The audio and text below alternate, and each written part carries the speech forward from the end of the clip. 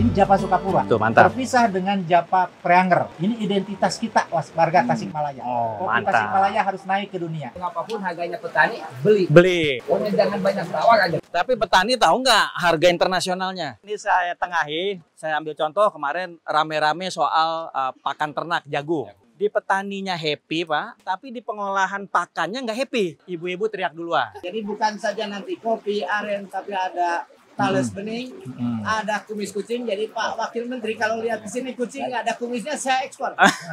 Saya ini kepala dinas yang menguasai 2/3 dunia di Tasikmalaya. Jadi cuma langit yang tidak masuk nomenklatur. Kedatangan Pak Wamentan hari ini adalah salah satu jawaban dari doa-doa kami petani kopi Tasikmalaya.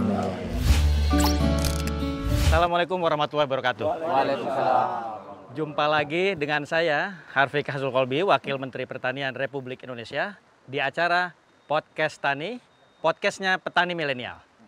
Di kunjungan kerja kali ini, saya dengan beberapa pejabat Kementerian Pertanian Pusat maupun daerah, kami sedang mengunjungi giat kopi di Kabupaten Tasikmalaya.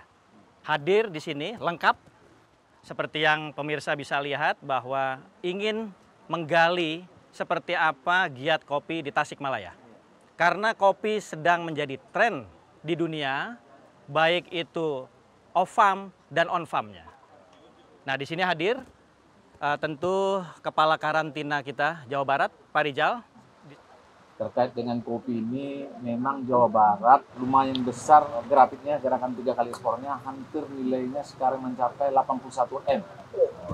Dengan kegiatan 21 kegiatan. Wah, alhamdulillah tuh. Dengan 1.000 ton. 1.000 dari ton. beberapa negara tujuan. Sementara kami dari pihak karantina siap untuk mengawal itu dan memfasilitasinya. Gitu, Pak. Baik, itu statement yang insya Allah secara teknis bisa dipertanggungjawabkan. Nah, tentunya di sini juga hadir ini memang selain Wakil Ketua DPRD Kabupaten, juga rupanya ini Sultan Kopi Tasik, Dewan. Nah, jadi silakan nanti juga kita minta statementnya Pak dari penegakan hukum, ada Pak Kajari, juga ada wakil kita dari pihak kepolisian. Ini semua untuk mengawal ini. Jangan sampai masyarakat salah paham atau salah mengurus izin atau salah macam-macam soal regulasi, terus juga persyaratan ya Pak ya, Pak Rijal, yang memang mungkin selalu menjadi kendala. Untuk itu, sementara sambil kita menunggu statement, kita menunggu informasi yang berguna untuk kita semua, pemirsa di tanah air, khususnya masyarakat Jawa Barat, Tasik dalam hal ini, Kabupaten, kita minta keterangan ini dari Wakil Ketua DPRD. Kalau ini pasti valid, karena wakil rakyat. Silakan Pak, diceritakan kopi di Tasik. Bismillahirrahmanirrahim. Assalamualaikum warahmatullahi wabarakatuh. Waalaikumsalam warahmatullahi wabarakatuh. Amin atas kesempatannya. Kopi Arabica ini di Tasikmalaya ini mungkin memang masih muda usia Pak Wamen. Berbeda mungkin dengan kopi Robusta di daerah selatan yang memang lebih tua karena banyak petani yang berburu ke Lampung dan pulang membawa. Jadi karena kita sedang berbicara kopi Arabica di Jana ini, saya sedikit cerita bahwa 2004 sebenarnya Kabupaten Tasikmalaya ini sudah mengembangkan kopi Arabica di lahan-lahan milik perhutani, karena kebanyakan lahan yang di atas 800 meter di atas permukaan laut itu biasanya lahan-lahan yang milik perhutani. Mereka bekerja sama dengan perhutani. Tapi karena kita sudah pernah mengirimkan petani untuk belajar ke Puslit Koka di Jember. Tapi tahun 2008 itu memudar kembali ya Pak Kepala Dinas Pertanian, Dinas Harga.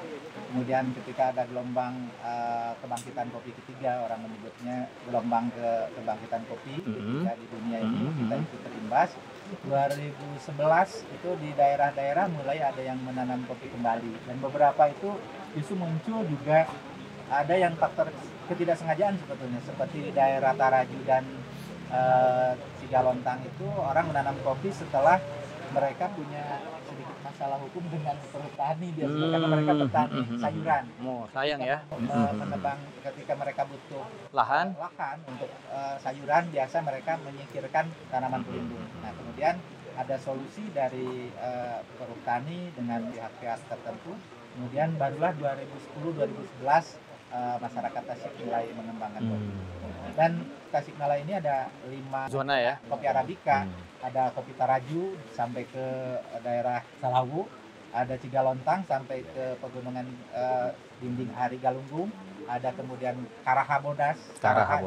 Ya dulu orang lebih mengenalnya Talaga Bodas. Talaga Karena Bodas. kopinya dari daerah Tasik. Oh. Karahabodas. Kalau di bawahnya itu Talaga Bodas. Tapi karena pemasarannya lebih ke Talaga Bodas, akhirnya lebih dikenal dengan kopi Talaga Bodas Garut. Itu sebenarnya lebih tua usia juga. Kemudian Cakrabuana.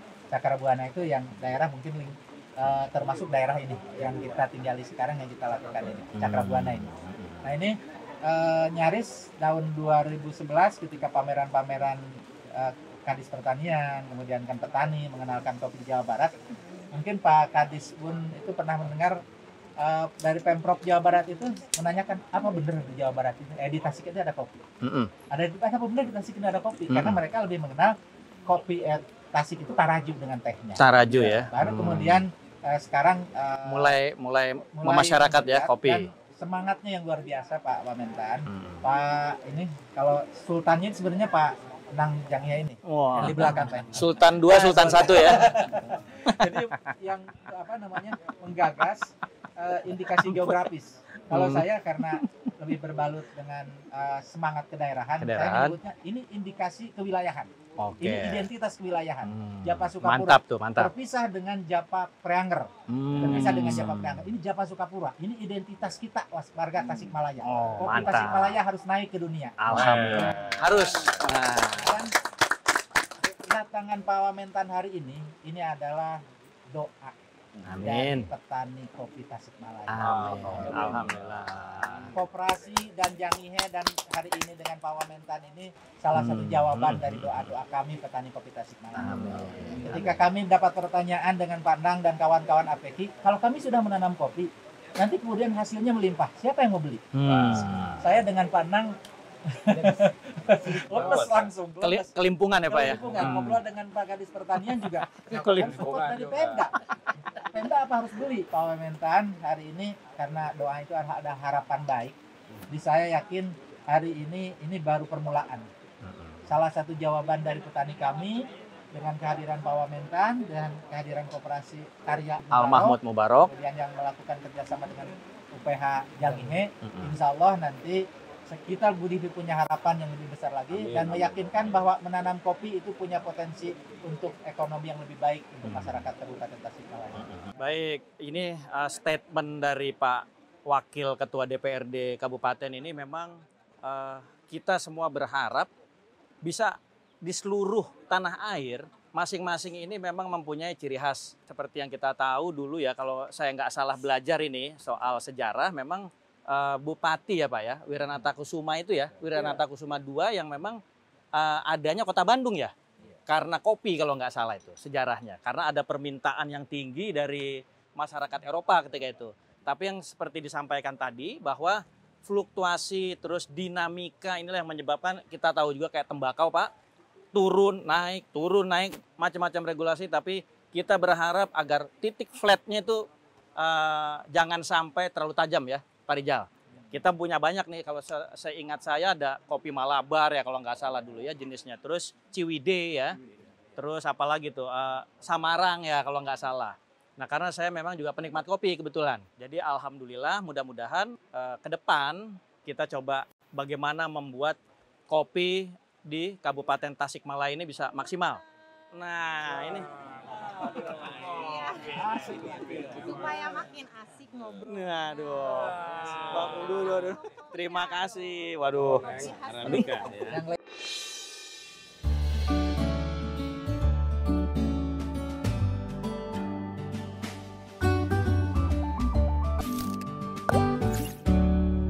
Namanya siapa, Dik? Ya, aku Irunisa. Ini dari mana ngambil fotonya, dari mana kok jadi gemuk banget saya di sini? Dari foto. Kelihatan masyarakat pertanian suka makan ya. Jadi Bapak-bapak, Ibu-ibu, ini salah satu bentuk aspirasi putri kita yang masih sangat muda ini. Saya terima kasih sekali nih. Ini akan saya pajang ini di ruang kerja saya, Dek. Karena kebetulan saya juga hobi lukis.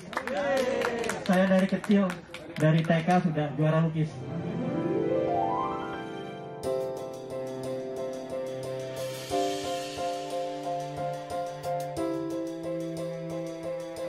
Semoga Bapak sehat dan semoga Bapak sukses. Amin ya Allah. Terima kasih ya Dek. Kalau jabatan itu hanya sebuah cara bagaimana kita bermanfaat untuk orang lain. Selanjutnya, pemirsa, kita coba gali lagi nih soal regulasi. Tentunya bagaimana sih pengawalannya dari sisi keamanan, dari sisi hukum, agar jangan sampai masyarakat terjebak, terjerembab, jadi pesakitan begitu, dianggap keluar garis. Bagaimana penegakan hukum soal lalu lintas perdagangannya, produksi-produksi pertanian ini memang lebih asik lagi ya untuk masyarakat ini bisa mengembangkan diri mereka. Ini hadir nih dua penegak hukum kita, ada dari kejaksaan, ada kepolisian. Mungkin coba kita mulai dari Pak Kajari dulu. Silakan Pak Kajari. Kami dari kejaksaan selain melakukan penegakan hukum juga meningkatkan kesadaran hukum masyarakat.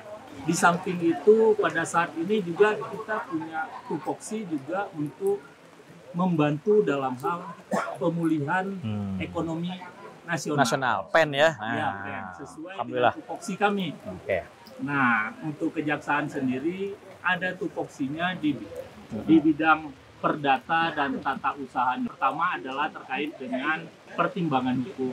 Oke. Pertimbangan hukum itu di dalamnya adalah pendapat hukum, yaitu kita memberikan pendapat apabila ada pertanyaan-pertanyaan dari stakeholder, dalam hari ini pemerintah pusat, pemerintah daerah, BUMN, BUMD terkait dengan perdata dan tata usaha negara, kita memberikan pendapat hukum.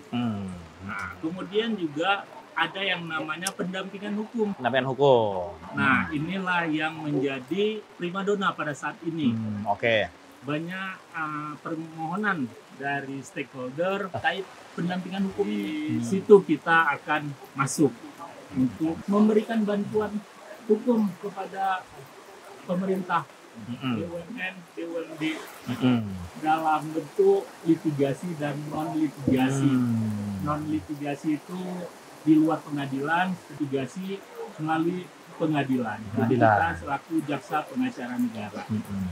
Nah, jadi nanti semua kita bersinergi, baik dari Kementerian Pertanian, Kementerian Perdagangan. Jadi kita bersinergi nanti. Amin. Alhamdulillah ya. Kami ahli hukum, mungkin teknis bagaimana mungkin ada di Kementerian Pertanian, Kementerian Perdagangan yang terkait ya. Iya. Kalau kita tangkap dari pembicaraan Pak Kajari, lebih fokus kita pencegahan nih Pak ya. Kenapa harus pencegahan? Iya. Karena pencegahan itu lebih efektif daripada penindakan. Iya. Kenapa begitu Pak Kajari? Ya, kalau penindakan berarti yang pertama mengeluarkan biaya lebih dan sedih-sedih lah itu ya pasti ya. Kemudian juga overload di lapas juga overload. Waduh, ya betul. Kita harus memberi makan uang negara keluar. Uang negara keluar lagi. Kemudian apa yang telah dilakukan kadang-kadang kan tidak kembali lagi. Uang yang sudah dibangun itu tidak kembali. Belum statusnya ya Pak ya, Ya. yang masyarakat ini ya. Jadi kalau pencegahan itu lebih efektif. Terima kasih Pak Kajari. Jadi kedepannya ini alhamdulillah nih. Jadi stigma di masyarakat bahwa penegakan hukum itu mungkin tebang pilih dan sebagainya nggak ada ini Pak ya, Tidak, Pak Kajari ya. Tidak ada. Nah, ini edukasi ini yang kita lihat alhamdulillah di kabupaten yang sekarang kita kunjungi ini juga sudah kelihatan cukup baik Pak ya, respon masyarakat ya. Ini ada Kadis Pertanian ya Pak ya. Nah, Pak Kadis gimana menyikapi bahwa kalau bisa lebih fokus pada pencegahan daripada penindakan nih Pak? Apa sih kira-kira yang bisa kita lakukan ya untuk supaya masyarakat ini jangan sampai sedih nih Pak. Walaupun mungkin yang melanggar hukum ya memang harus ditindak hukum. Tapi kalau sampai yang karena nggak ngerti aja tuh gimana Pak Kadis kira-kira jalan keluarnya nih? Pak Kajari salah satu Forkopimda, pimpinan kami di daerah sangat support sekali dalam kegiatannya, khususnya menyangkut bagaimana masalah-masalah hukum apabila terjadi di masyarakat petani, khususnya pada kelompok-kelompok tani, termasuk di dalamnya adalah pembudidaya kopi yang sekarang kita bicarakan. Dan alhamdulillah sampai hari ini karena bantuan beliau, saya mudah-mudahan dengan kawan-kawan kami, baik para penyuluh di lapangan, kemudian melalui Muspika, dan Ramil, Pak Camat, Pak Kapolsek, termasuk para kepala desa, bagaimana memberikan pembinaan, penyuluhan, dan juga pengawasan, khususnya apabila ada yang menyangkut masalah masalah. Tadi telah disampaikan oleh Kang Haji Apip, beliau adalah juga wakil ketua DPRD di kami. Memang misalkan tahun-tahun ke belakang ada bermasalah karena rata-rata petani kopi ini menggunakan lahan-lahan milik petani. Dan alhamdulillah dengan bantuan Pak stakeholder termasuk dalam hal ini Pak Kajari, solusi ini bisa kita Alhamdulillah ya. adanya LMDH. Win-win lah itu ya. Solusinya ada. Ada MOU yang kita bangun dan sekarang ini alhamdulillah hampir tadi disampaikan dari mulai Bojonggambir, Taraju, Cigalontang sampai hari ini di sini di Pager Ageng wilayah Cakrabuana Pak Wakil Menteri. Alhamdulillah kami dengan perhutani khususnya rekan-rekan para budidaya kelompok kopi ini mudah-mudahan selanjutnya dengan pembinaan, penyuluhan dan pengawasan itu tidak terjadi masalah hukum supaya karena pencegahan lebih baik daripada penindakan tadi. Kami juga dari Dinas Pertanian mengucap terima kasih. Kemudian yang kedua, khusus Pak Bupati, Pak Haji Adi Sudianto beserta wakilnya Pak Haji Cecep Nurul. Sekarang ini di RPJMD beliau fokus urusan pertanian dan wisata. Sehingga tadi Pak Menteri ketika datang, ini akan kita padukan agrowisata ini. Dan beliau mengharapkan bahwa pertanian ini terpadu.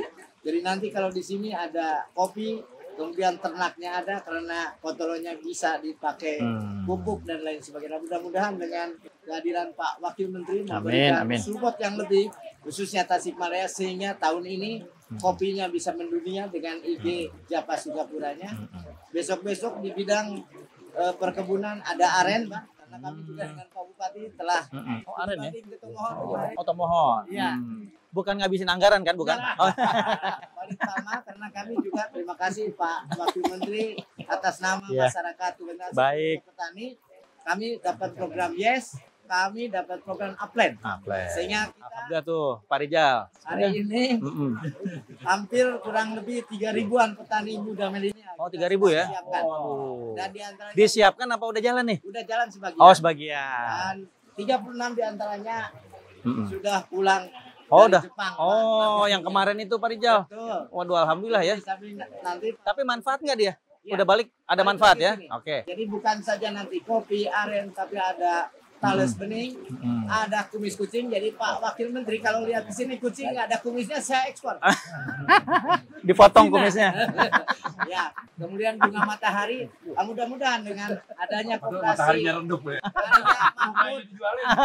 Mahmud Al Barokah, Jadi, ini bisa membeli seluruh produksi pertanian yang ada di Tasikmalaya. Karena potensi kami begitu besar kata Pak Sekda tadi. Tinggal bagaimana memanfaatkan itu. Oleh karena itu Pak Bupati sekarang memberikan amanah kebetulan di Tasikmalaya. Saya ini kepala dinas yang menguasai 2/3 Pak Wamen dunia di Tasikmalaya. Saya kepala dinas pertanian, ketahanan pangan, perikanan, peternakan, dan kelautan. Jadi cuma langit yang tidak masuk nomenklatur. Barangkali itu Pak Wamen, terima kasih. baik. Terima kasih pemirsa. Kasih aplaus dulu, kasih aplaus. Nah.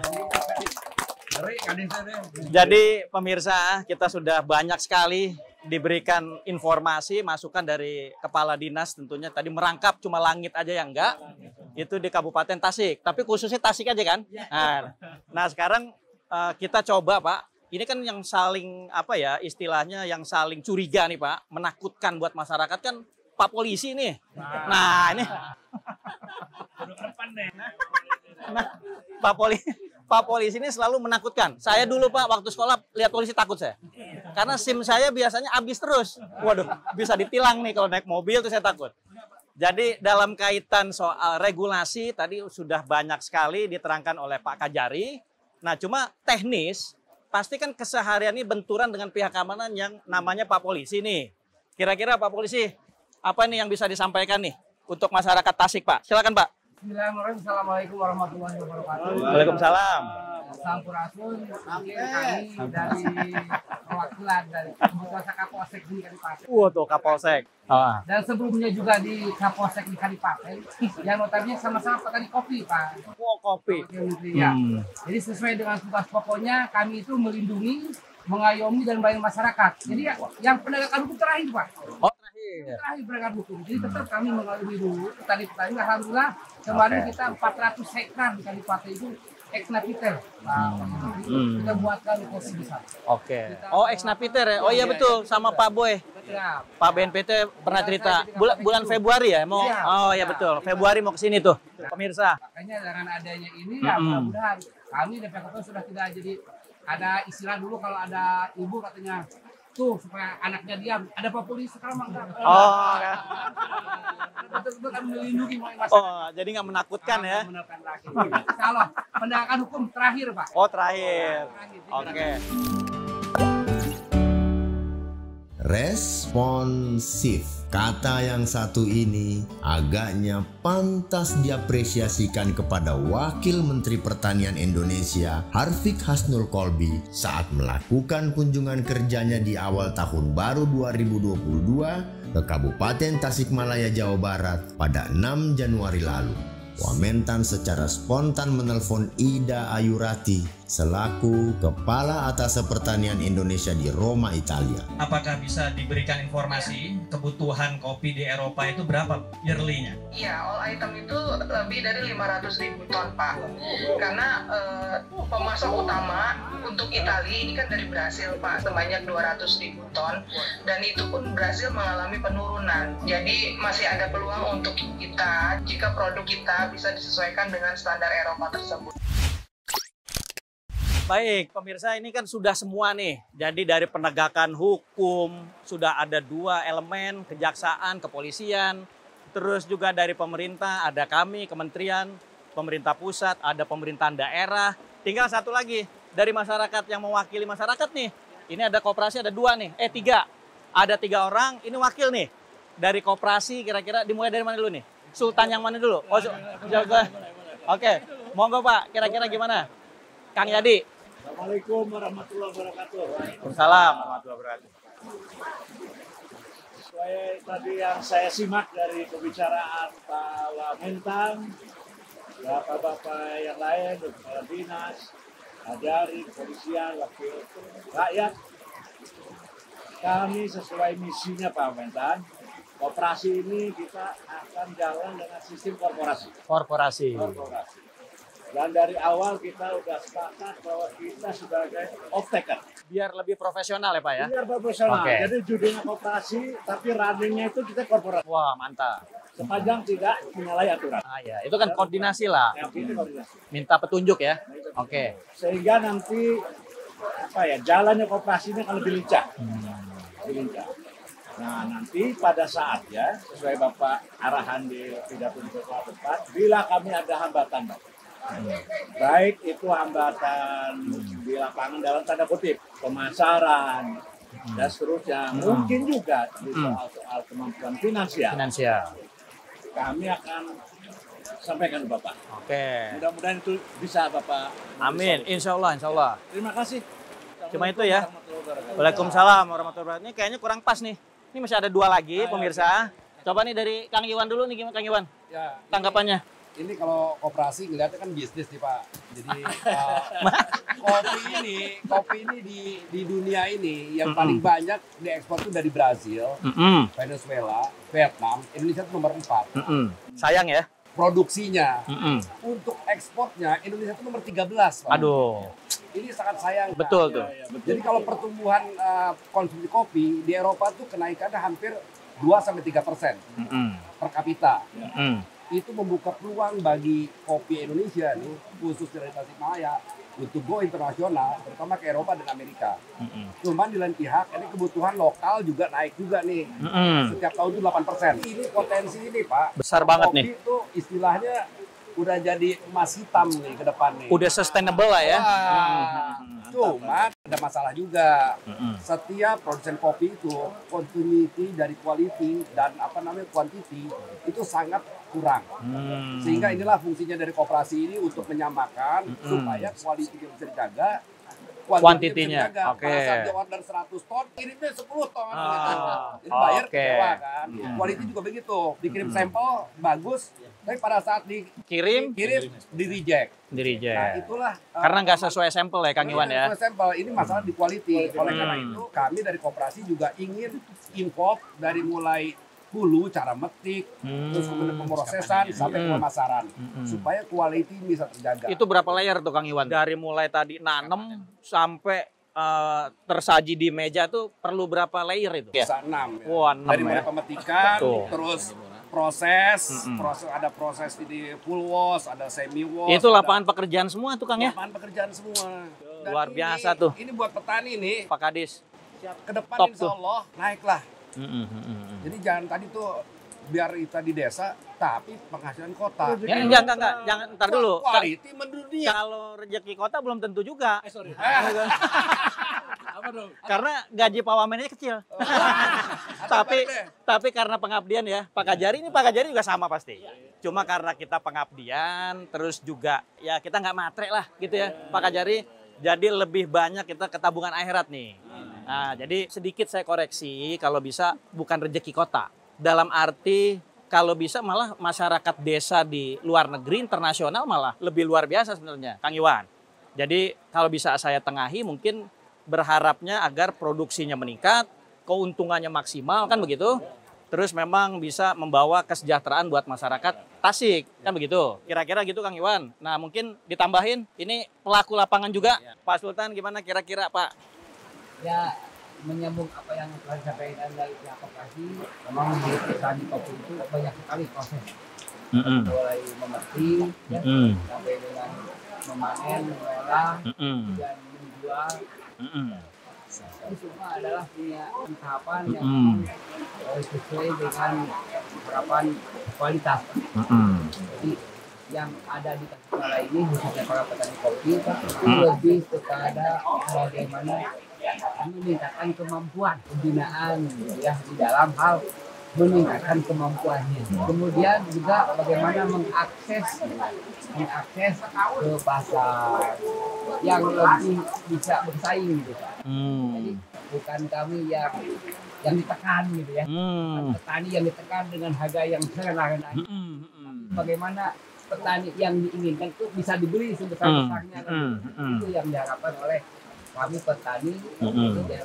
Jangan banyak tawaran Pak. Petani apa? Kalau petani ingin 10.000 beli aja. Kalau petani ingin 10.000 beli saja. Itu barangkali yang kami harapkan dari kota untuk bisa bersaing untuk bisa membranding secara bagus gitu Pak ya. Oke. Berapapun harganya petani beli. Pokoknya jangan banyak tawar aja. Tapi petani tahu nggak harga internasionalnya? Ntar dia udah minta mahal aja, padahal Jangan pokokin. karena gini Pak, ini saya tengahi pemirsa bahwa sebenarnya soal balance-nya ini, mengimbangi ini antara Kementerian Perdagangan dengan Kementerian Pertanian selalu mencari cara nih. Saya ambil contoh kemarin rame-rame soal pakan ternak jagung. Di petaninya happy Pak, tapi di pengolahan pakannya nggak happy. Kemahalan ya Pak Rijal. Terus begitu dia jual ke peternak ayamnya, harganya juga kan ikut naik nih maunya. Tapi peternak jerit nih Pak. Karena begitu dijual ke masyarakat, kalau tinggi, ibu-ibu teriak duluan. Nah ini kan jadi kendala. Jadi dapur juga. Jadi memang yang kita harapkan adanya sinergi Pak. Artinya informasinya tepat sasaran. Kalau memang lagi naik ya naik. Ya, juga Pak Koperasinya juga kalau pas lagi naik jangan belinya murah. Nah, yang penting itu tuh tadi. Jadi memang kita cari solusinya, terus sering-sering komunikasi supaya Pak Jaksa, Pak Polisi nggak sibuk. Ya, jadi dia bisa ada bisnis sampingan juga lah. Nah, gitu ya Pak ya. Karena kalau enggak, ini akan jadi masalah di masyarakat juga. Akhirnya ada keengganan juga untuk melakukan kegiatan pertanian.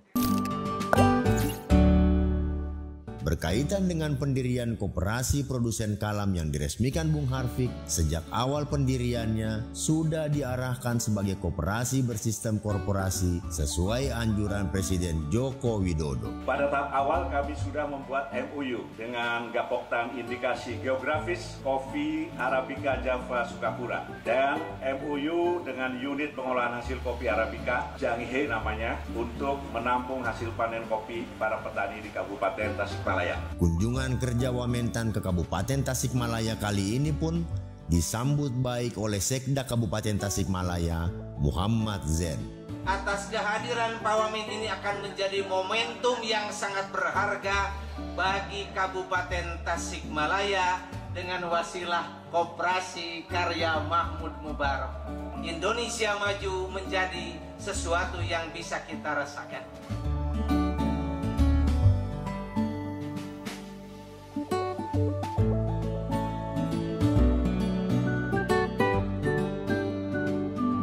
Satu lagi terakhir, Pak, monggo, Pak Yayan. Kira-kira gimana Pak Yayan? Ini unsur koperasi juga ini pemirsa. Wakil Menteri, kami dari koperasi ini sebenarnya sudah bisa menjelaskan apa yang menjadi permasalahan di lapangan, terutama dari Gapoktan yang dikoordinir oleh Jangi. Jangi ya. Dari kami siap Pak membantu ini solusi. Jika itu kualitasnya baik, otomatis harganya juga baik. Dan kami ke depan untuk memberikan edukasi, bimbingan untuk menyamakan Pak. Misi kita untuk menjalankan kebersamaan Pak. Amin. Dapatkan kualitas kopi di Tasikmalaya yang baik dan mendunia. Saya kira itu bisa. Baik pemirsa, dari bincang-bincang yang sederhana ini, yang santai di sore hari sambil ada pisang rebus, kacang, dan penganan lokal ini, insya Allah mudah-mudahan hadirnya bapak-bapak ini mewakili pemerintah di kabupaten, kota, provinsi sama pemirsa. Semuanya mengalami persoalan ruang lingkup di pertanian pangan ini sama. Selalu soal masalah akses permodalan, terus yang pasti adalah soal pasar. Nah inilah yang selalu kita cari jalan keluarnya. Nah, bincang-bincang seperti ini kita harapkan bukan hanya ada di tingkat pemerintah, tapi juga di masyarakat harus sering dilakukan komunikasi yang sifatnya lebih ke informal. Karena sesuai pengalaman saya, biasanya keputusan-keputusan yang strategis lahir dari pertemuan informal. Sekali lagi, terima kasih atas perhatian seluruh pemirsa di seluruh tanah air. Kami semua mohon pamit. Assalamualaikum warahmatullahi wabarakatuh. Waalaikumsalam.